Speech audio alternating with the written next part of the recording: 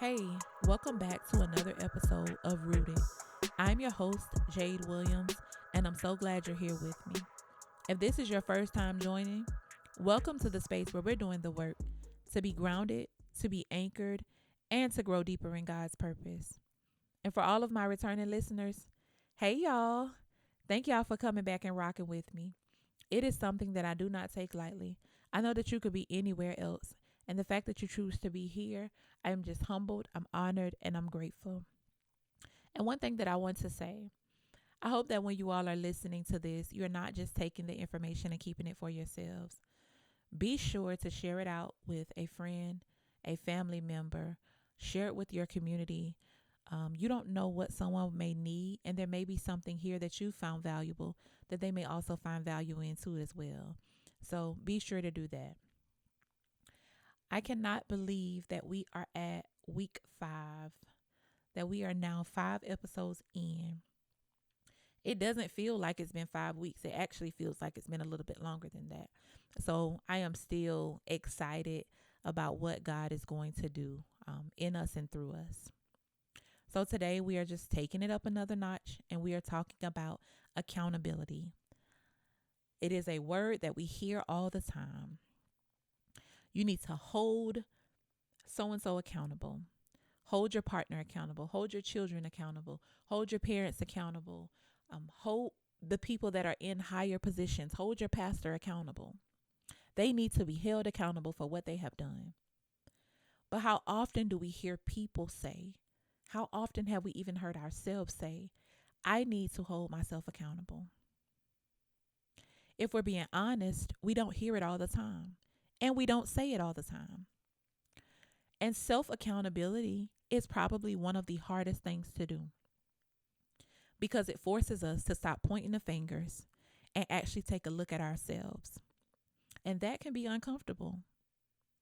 It's way easier to blame outside factors, things like the job, the traffic, the relationship, the circumstances overall, than it is to just admit, I could have handled that better. I could have left earlier. I could have not said that. I could have not gone that way. So we're just having an honest conversation today about self accountability. Now, if you've been here the past 4 weeks, then you know I'm no fluff. I'm not sugarcoating. I'm not watering it down. We have real conversations over here because real conversations is what leads to real transformation. So we're going to talk about why we struggle with it, how avoiding it is holding us back, and also how or what we can do to actually move forward. So let's start by breaking the word down. Let's talk about what it means. The word itself, accountability, it means to take an account of your own ability. Account and ability are two separate words. Put together, they are accountability, but they are to take an account of your own ability. What am I actually able to do? What is my capacity? What is my ability to follow through? What is my ability to be honest with myself? What is my ability to recognize when I need to step it up? Now, if we're being real, holding ourselves accountable is hard because it requires honesty. And most of us don't like to be honest with ourselves. And that's tough because it means admitting that I was inconsistent. I made excuses. I knew better and I didn't do better. Have you ever caught yourself saying something like, well, I just didn't have time, but you found time to scroll on social media? Oh, well, they don't support me, but you don't support yourself. Oh, I just can't get ahead because of them, but you actually have done no work to move forward.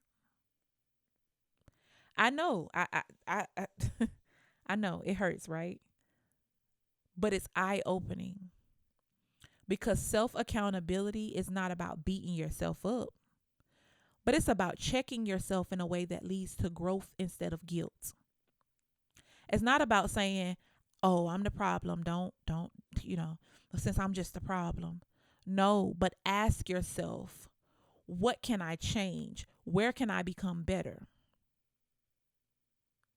The reason so many of us struggle with self accountability is because it's way more comfortable to blame something or someone else. That way, we don't have to take a responsibility. My apostle says awareness breeds accountability. The issue is that most times we don't want to be made aware of something because we don't want to be held accountable for it.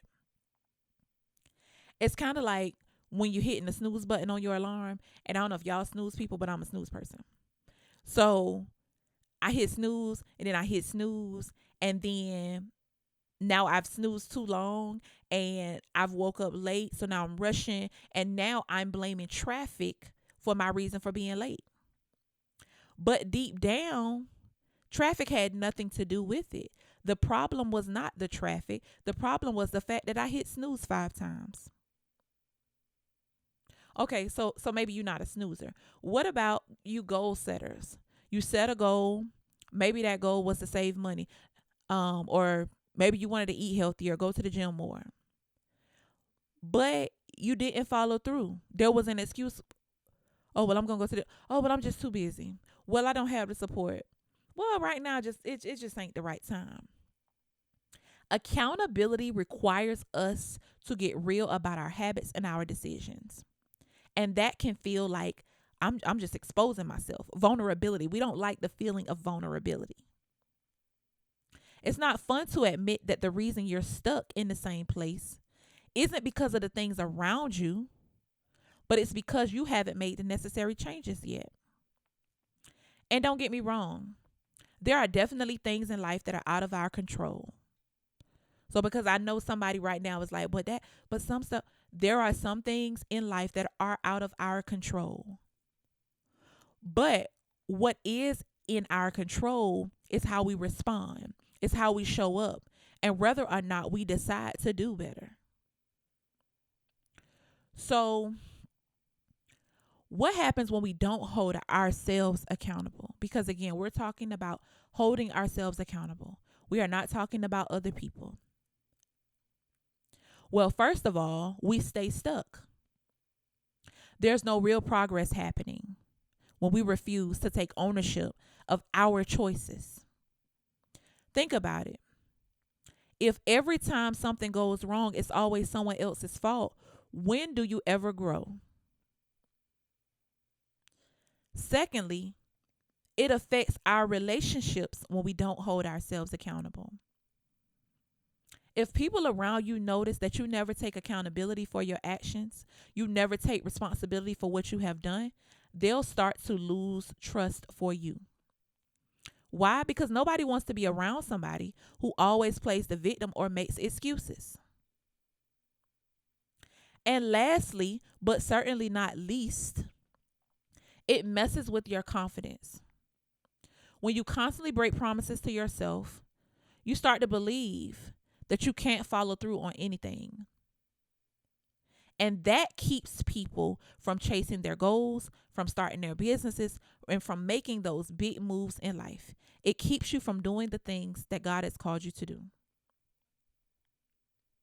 But I want you to know that you can change this. And it starts with one simple thing. And that simple thing is owning where you are right now and making a commitment to doing better for yourself. Not for everybody else, but for yourself. So, how do we actually get better at this? I'm going to share a few things that have helped me, and they might help you too. The first thing you have to do is be real with yourself. Take an honest look at your habits and your choices.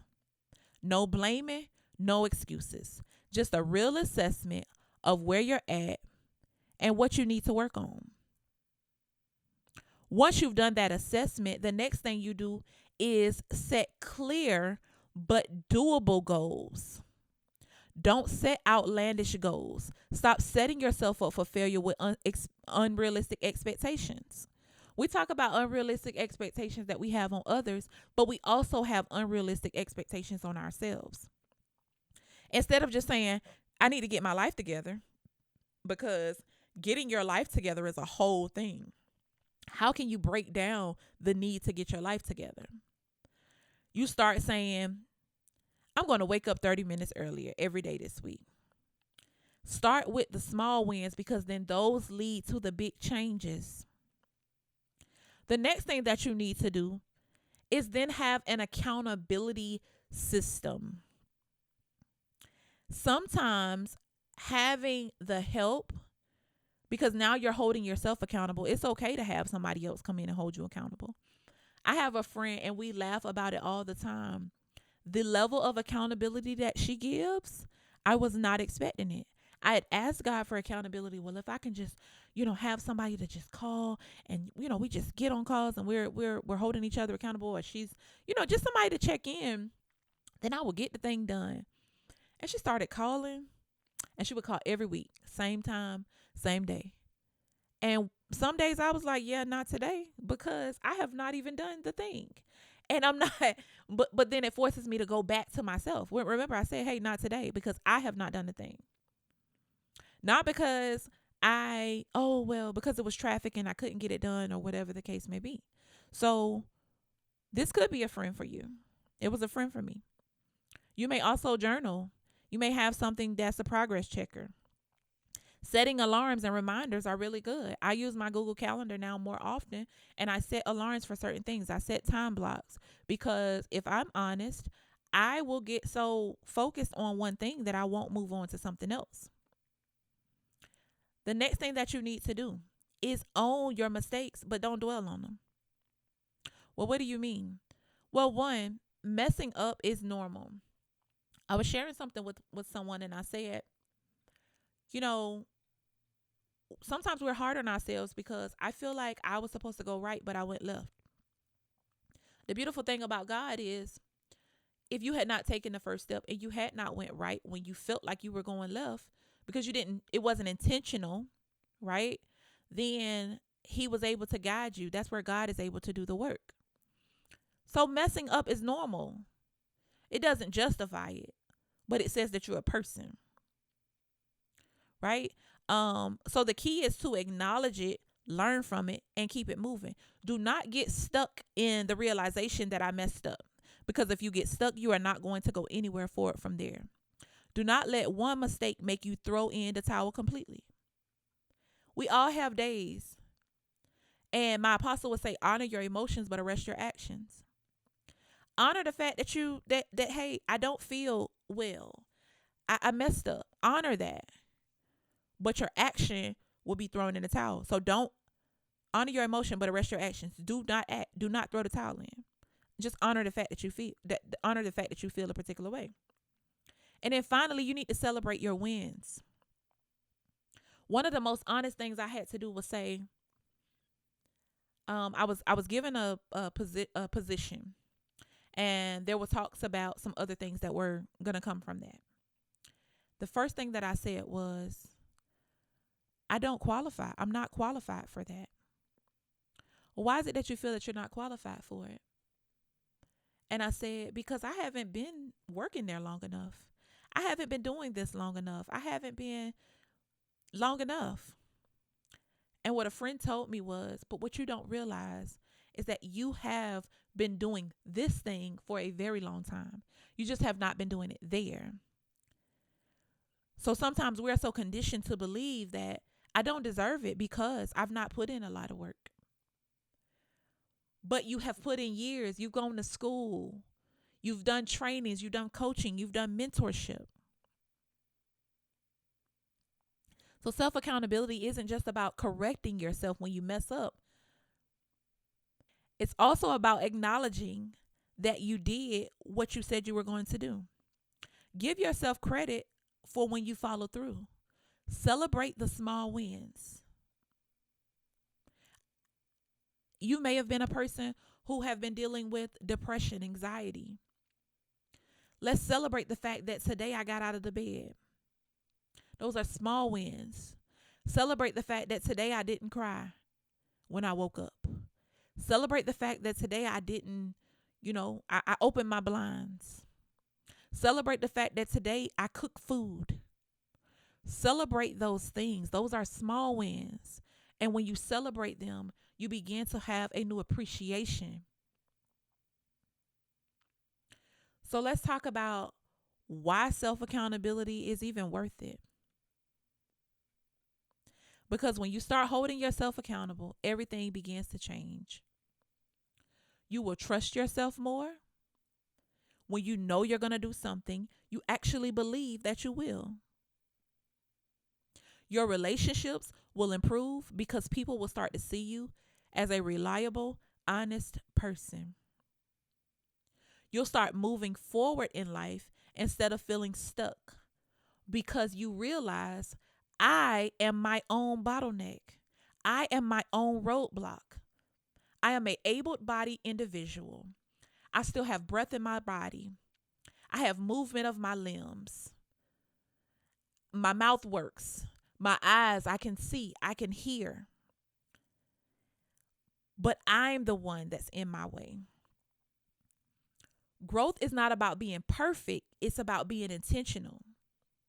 It's about deciding that I may not be where I want to be yet, but I'm going to take responsibility for where I'm going to go from here. I'm also going to take responsibility for the fact that I may not be where I want to be, but I didn't do what I should have done to get there. And when you do that, that's when things start to shift. That's when you step into the person that you were called to be. I've been saying lately, there's something about when you come to an internal resolve. When you resolve things within yourself, outwardly it projects different. The way that you move, the way that you navigate stuff, it changes. And so as I come to a close, here's my challenge for you. Think about one area of your life where you know you need to take more accountability. It can be in your finances, your health, your relationship, your work ethic, whatever it is. Just pick one thing. Start with the one thing. And then do something about it. Even if it's just one small step. Because at the end of the day, self-accountability is what separates people who talk about change and people who actually make it happen. So thank y'all for joining me today. I hope that this message, though it may have stung a little bit, that it has forced you, or that it will force you and whoever you share it with, to begin to look at yourself, to begin to not look at the circumstance, to begin to become more solution-based so that you can actually see the change that you want to see in your life, so that you can actually begin to doing the thing that God has called you to do, so that you can actually go deeper, so that you can actually remain grounded and rooted. So until next time, stay grounded, stay rooted. I'll talk to you soon.